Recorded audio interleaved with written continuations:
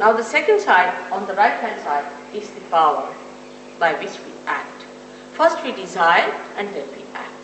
Now this power, right side power, is expressed within us as right sympathetic nervous system. Science has come from the same. Science is in the gross, these are all subtle things that are within us. Now this right side power, which exists within us, gives us the power for our mental and physical capacity to act. Now this action takes place when we desire something, we want to implement that desire, then we go into action. One has to understand what sort of a power is this. This power is called as Prana Shakti in Sanskrit, Prana. And the another one, the left one, as Mana Shakti, is the power of the emotions, or can say of the mind. But you see, English language is not so clear-cut about it. So I would say Mana Shakti and Prana Shakti. These are the two powers that exist within us, and we start using them as left and right, we can say like a brake and an accelerator, and then we become the master of driving. But while becoming that, we make mistakes. The human mind has a speciality to go to extremes. Supposing I tell somebody, now you have to meditate. They'll meditate for 5 hours. There is no need to meditate for 5 hours or anything. But if you tell them that you have to stand on your head, they'll do it for 10 hours. So there is no need to go to extremes. We have to be just in the center, be kind to our body, be kind to ourselves. There's nothing to be frantic about. There's nothing to be so much exasperated about it. It's just very simple thing that has to happen. For example, think of a seed which is sold in a very loud music, or say a place where everybody is rushing, shouting, screaming. What will happen? That seed will never sprout. If it is in a peaceful place, is a properly placed one, or not in a tilted pot, then it will definitely develop into a beautiful tree or a beautiful shrub, whatever it has to develop into. In the same way, if we are too much on the extremes, we go to the left and to the right. Now this action within us acts for our mental and physical capacities on the right hand side.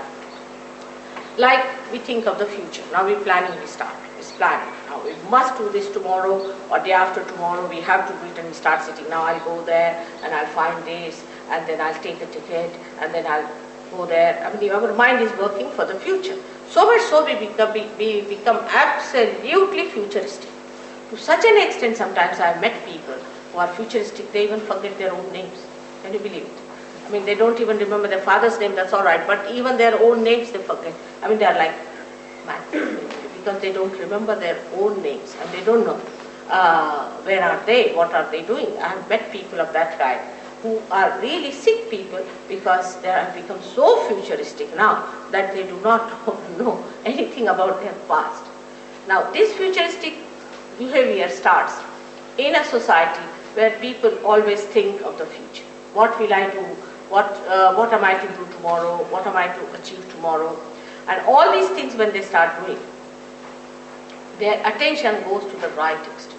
Now, in this place, we are very dangerously placed. Very dangerously placed when we start looking for the future. And the future seeing is a imaginary stuff. It's absolutely imaginary. Because what you think of the future doesn't exist. What exists is the present.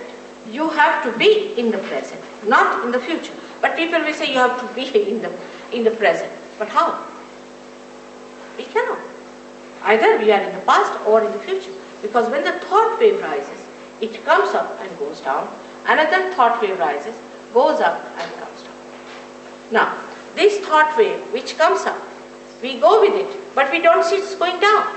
Another thought wave that rises, we see that, but we don't see where it goes out. And so we are jumping on the cusp of these thoughts, and we do not know. Perhaps we are in the past, or perhaps in the future.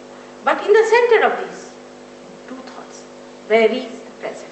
And we don't know how to take our attention there, which is a very difficult thing. And just to say that you should be in the center is not possible.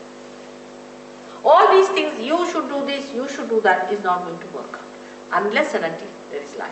For example, there is no light in this room. And you say, walk straight. You cannot walk because you can't see where is the passage, how to walk. Even if you order do whatever you please, you cannot just walk straight without touching any of these chairs because there is no light, you can't see. So one has to understand that in the futuristic life when we live, when we plan too much for the future, actually what we are doing, we are living in an imaginary world.